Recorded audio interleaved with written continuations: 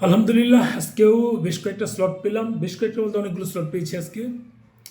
একদিনে স্লট পেয়েছি, মাত্র একদিনে। কালকে বিকেলবেলা দিয়েছে, কালকে যেহেতু বিকেলে ধরতে পারবো না, 12টার পরে আসলে কোনোটা ধরা যায় না।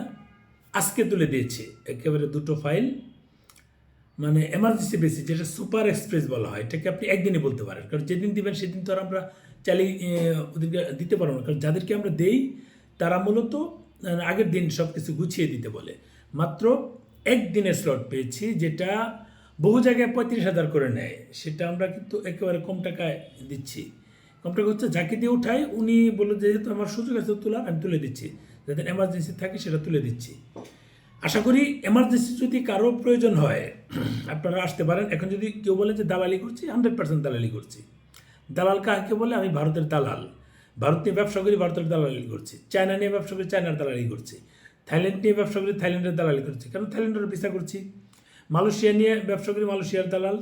সিঙ্গাপুর নিয়ে ব্যবসা করি, সিঙ্গাপুরের দালাল, কিন্তু এটা ট্যুরিস্ট ভিসা নিয়ে, মেডিকেল ভিসা নিয়ে করছি। যেহেতু আমরা ম্যান পাওয়ার নিয়ে কাজ করি না, কাজে এটা একটা ডিফারেন্ট ধরনের দালাল। আদম ব্যাপারই তো কেউ বলতে পারে না, আদম ব্যাপারের কাজ তো করি না। আমি দালাল থাকতে চাই, ভারতের দালাল থাকতে চাই প্রতিনিয়ত। এটা ভারত মানে যারা পূজার তারা ভালোভাবে বুঝবেন।